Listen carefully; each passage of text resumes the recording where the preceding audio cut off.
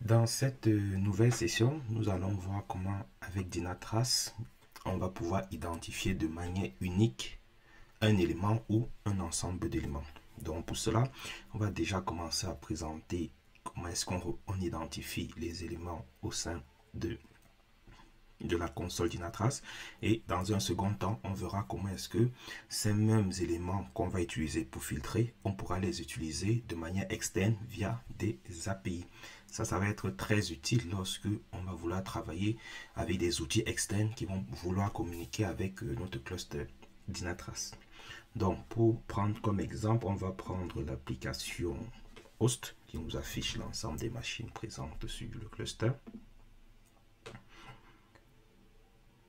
Donc, si je choisis de manière aléatoire une machine, donc lorsqu'on parle de host, vous vous souvenez, on a dit que c'est aussi bien des machines physiques, c'est aussi bien des machines virtuelles, c'est aussi bien des conteneurs. Donc, c'est vraiment un concept de manière générale. Bref, tout élément sur lequel on peut installer un WinAgent. Donc, lorsque on ouvre un host, vous vous souvenez, lorsqu'on a fait la session sur le déploiement du WinAgent, on a dit qu'on pouvait déployer les tags, on pouvait déployer des propriétés qui étaient visibles à partir de ce menu. Donc ça, c'est propre à quasiment toutes les applications Dynatrace, que ce soit les services, que ce soit les hosts, que ce soit les applications. Donc, tout au début, vous avez une section tags dans laquelle vous retrouverez l'ensemble des tags qui sont définis. Ça peut être un tag qui est ajouté de manière automatique lors de l'installation du WinAgent. Ça peut être un tag qui est positionné de manière automatique via le système d'auto-tagging de Dynatrace, et ça peut aussi être un tag qui est placé via le système de tag manuel. Et bien évidemment, comme on a aussi vu, pour ceux qui font des configs sur du Kubernetes, il est aussi possible depuis vos configs de transférer des tags. Bien évidemment, on a vu la même chose au niveau des propriétés. Donc on a dit les propriétés. Il y a déjà des propriétés qui sont dites des propriétés fixes. Donc c'est des propriétés que Dynatrace va automatiquement instrumenter. Et bien évidemment, vous pouvez rajouter vos propriétés personnalisées. Donc on voit par exemple ici les propriétés personnalisées, donc c'est ce que l'utilisateur ajoute, c'est ce qui va être tagué custom metadata. Et là, dans ce cas, on a ajouté la version de l'opérateur Dynatrace. Ces informations pourront être plus tard utilisées pour filtrer. Mais l'élément qu'on voulait d'abord présenter, c'est lorsque je suis dans une application, le premier élément qui va s'afficher lorsque vous sélectionnez un élément, donc là on a sélectionné cette machine, ce qui s'affiche ici, c'est le nom de l'élément. Donc, comme on est sur le host, c'est le nom d'une machine. Si on est dans une application service, l'élément qu'on aura ici sera le nom du service. Une chose aussi très importante, tout élément dans Dynatrace a un ID. Bien évidemment, l'ID, il est unique. Et pour bien permettre de facilement distinguer les ID, donc c'est ici que vous pouvez retrouver le nom d'une entité, et si vous voulez par exemple rapidement retrouver l'ID de l'entité en question, donc lorsque vous êtes dans la même entité, dans l'URL vous retrouvez l'ID. Dynatrace va préfixer l'ID par la catégorie. Est-ce que c'est une machine? Est-ce que c'est un service? Est-ce que c'est une application? Ainsi de suite. Donc vous aurez toujours en général un mot qui représentera le service ou l'application ou la machine en question. Et puis derrière, vous aurez maintenant un ID. Cela permet que les ID de type service ne pourront jamais matcher un ID de type host, tout simplement parce que on a rajouté un préfixe. Donc, il y a un ensemble d'éléments. Donc, lorsqu'on revient dans la liste de nos machines, donc aussi, ça c'est aussi propre à quasiment toutes les applications Dynatrace, le concept de filtre. Donc, lorsque vous êtes dans les filtres, il vous dit est-ce que vous voulez filtrer par nom? Est-ce que vous voulez filtrer par tags? Et donc, tous ces différents éléments de filtre qu'on a à travers la console Dynatrace, on pourra utiliser cette même mécanique pour filtrer les machines lorsqu'on est sur des applications externes. Donc, c'est pour cela que c'est très important de bien comprendre ces concepts. Si je décide de changer d'application et je prends par exemple l'application service, vous voyez, en termes de structure, c'est exactement la même chose. On a bien évidemment la partie filtre qui a le même fonctionnement pour l'ensemble des filtres. La différence est juste que les éléments qui sont filtrés sont propres à l'application. Donc lorsque les filtres s'affichent, c'est les filtres dédiés au service. Précédemment, on était sur les filtres, mais c'est les filtres dédiés au host. Donc à ce niveau, tout ce que vous avez à faire, c'est sélectionner un élément. Et un filtre qui apparaît partout, vous voyez, c'est le filtre des tags. Et c'est pour cela que lorsqu'on va travailler avec les applications externes pour pouvoir envoyer de l'information à Dynatrace, on va très souvent travailler avec le concept de tags parce que le concept de tags est propulsé sur l'ensemble des applications Dynatrace. On a aussi parlé d'un concept qui est très utilisé, c'est le concept de host group, qui faut aussi être très utilisé pour pouvoir identifier des éléments. Donc, de la même manière qu'on l'a fait avec le host, on peut choisir de manière aléatoire un service. Et lorsqu'on ouvre le service, bien évidemment, on a aussi les propriétés et tags. Et bien évidemment, à la fin, s'il y a des tags qui étaient rajoutés de manière personnelle par le gestionnaire du cluster, on les verrait dans les custom metadata. Ici, ce n'est pas le cas, donc on n'a pas positionné de custom. Donc, bien évidemment, comme on a vu pour la partie host, donc vous avez les services, vous avez le nom du service. On verra que lorsqu'on veut filtrer, on peut filtrer sur le nom du service.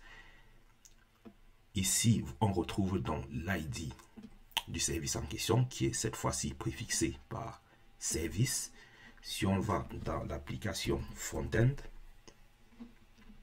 qui est l'application qui va référencer l'ensemble de nos applications, aussi bien mobiles que web et que des custom apps. Donc ici, je peux sélectionner aussi de manière aléatoire une application. Et bien évidemment, on retrouve le même principe. On a le nom de l'application, on a les filtres. Et bien évidemment, si on regarde l'URL, on retrouve bien l'ID de l'application en question qui est préfixé cette fois-ci par application. Donc ça va être très important pour comprendre les différentes notions de qu'on va appeler le Entity Selector sur Dynatrace. Donc le Entity Selector, c'est la mécanique qui va nous permettre de sélectionner de manière précise un élément ou un ensemble d'éléments. Et donc, lorsqu'on est sur l'application Application, vous retrouvez donc bien évidemment toujours ce concept de tags. Et comme je disais, c'est un concept qui va être très utilisé lorsqu'on va travailler avec les Entity Selector. Donc pour cela, on va aller dans la doc du Entity Selector. Donc déjà, je rajouterai la doc dans les ressources de ce module. Et lorsqu'on est dans le Entity Selector, la première des choses que Dynatrace nous informe, il nous informe qu'il s'agit d'un élément de l'API de type environnement. Donc bien évidemment, il vous rappelle que en général, l'Entity Selector, on le fait à travers la console, donc c'est Dynatrace qui va gérer derrière, mais lorsqu'on va travailler avec des applications externes, on verra comment est-ce qu'on pourra utiliser le Entity Selector. Et donc ça, c'est une notion qui est très importante parce que ça va être très important lorsque vous allez travailler surtout avec des applications internes. On verra aussi des cas où on pourra travailler avec l'Entity Selector au sein de Dynatrace, notamment lorsqu'on va voir la partie création des management zones, et on verra d'autres cas d'usage. Donc, lorsqu'on veut construire un Entity Selector, donc comme je vous ai expliqué, le Entity Selector, c'est la mécanique Dynatrace qui va vous permettre de sélectionner de manière unique un élément ou un ensemble d'éléments. Et donc, lorsqu'on regarde la documentation, Dynatrace nous dit deux choses. Il y a déjà la partie must, donc c'est lorsqu'on définit un Entity Selector, Dynatrace vous dit, dès que vous définissez un Entity Selector, vous devez avoir au minimum un de ces deux paramètres. Donc, soit vous définissez le Entity Type, soit vous définissez le Entity ID. Donc, le Entity Type, c'est bel et bien ce qu'on a vu ici. Donc, en l'occurrence, nous, on est dans une application. Donc, lorsqu'on va parler de Entity Type, ça va être application, ça va être service, ça va être host. Et la deuxième chose, donc si on clique sur Entity, donc il vous suffit, lorsque vous construisez votre requête de Entity Selector, c'est de simplement donner le champ Type et d'ouvrir des accolades et lui donner un type. Bien évidemment,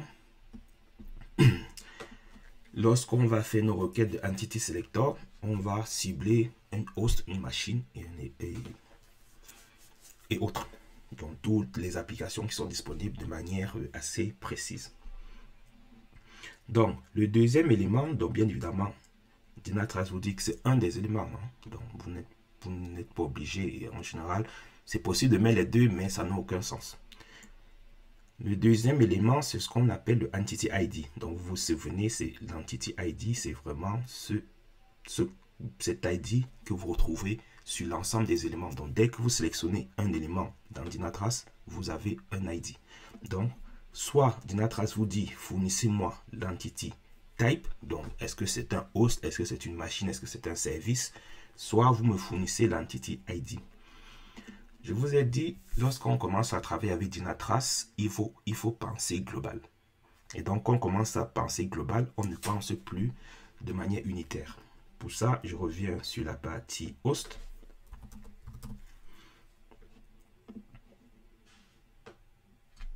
Donc, lorsqu'on est sur la partie host, donc ici, on est sur des hosts qui sont, on va dire, des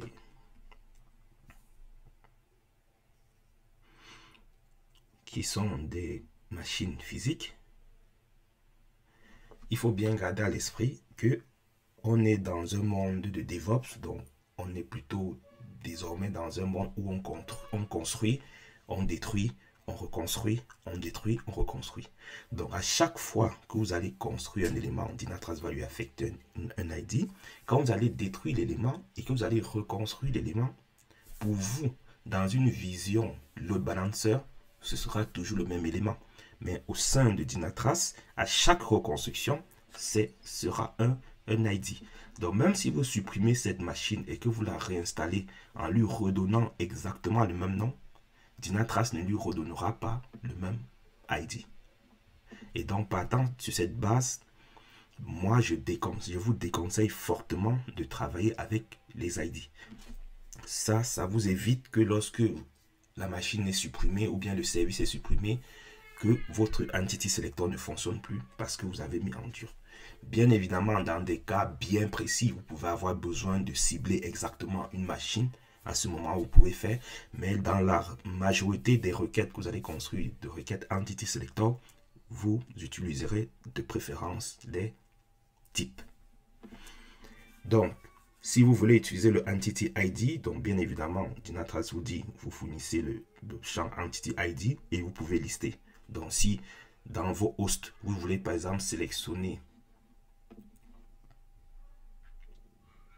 uniquement ces deux premières machines, tout ce que vous avez à faire, vous les ouvrez et vous récupérez les deux ID et vous les séparez par une virgule. Et c'est comme ça que dans votre requête, vous avez le Entity. Donc, dans votre requête Entity Selector, soit vous commencez par le champ Type, vous ouvrez la parenthèse, vous dites que c'est de type service, soit vous dites que non, moi je veux un truc assez ciblé, je prends directement le Entity ID et je mets en parenthèse exactement les éléments que je veux.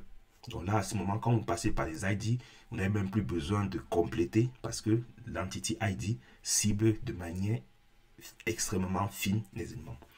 Alors que lorsque vous sélectionnez le Entity Type, donc vous avez dit que vous voulez des hosts, à ce moment, Dynatrace, le simple fait de mettre que vous voulez des hosts, va matcher l'ensemble de ces hosts.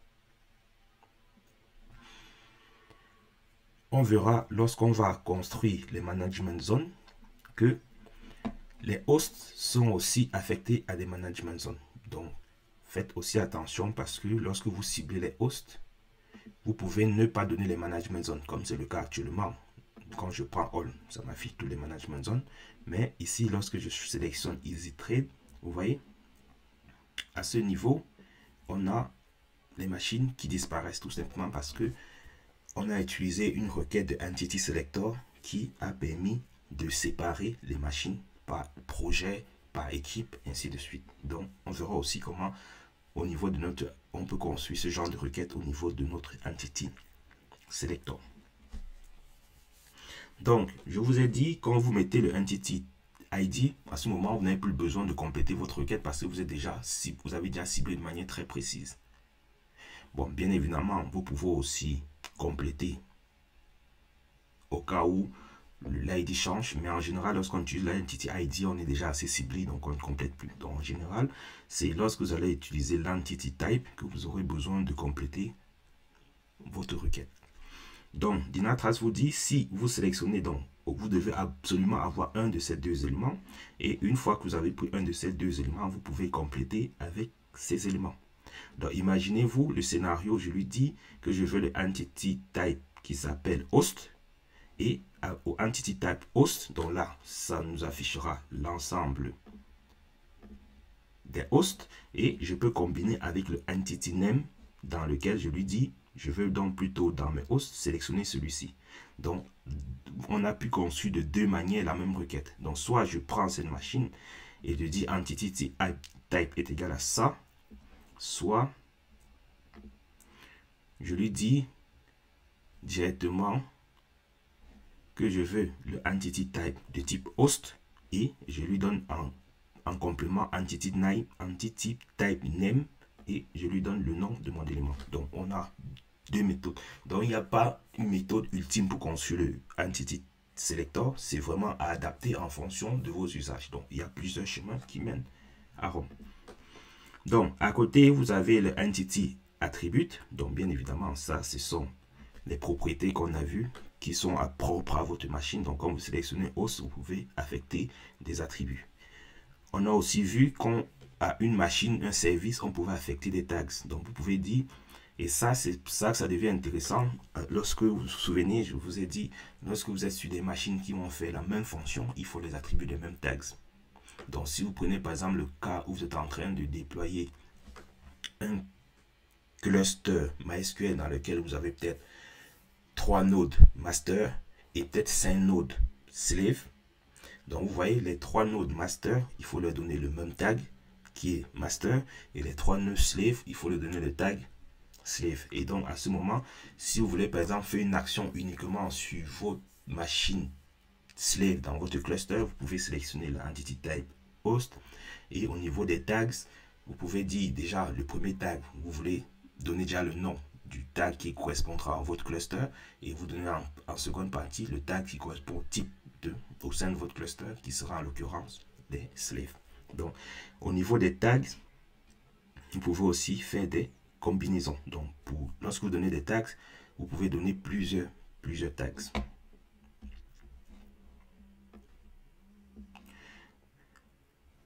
Tout à l'heure, je vous ai parlé des management zones qui vont nous permettre de regrouper les éléments. Donc bien évidemment, au moment où vous construisez une requête de type entity selector, vous pouvez aussi filtrer sur la management zone. Donc soit on le fait au niveau de la management zone ID, soit on le fait au niveau de la management zone name. Donc ça revient un peu exactement à ces mêmes éléments. Donc soit vous passez par l'ID, soit vous passez par le name.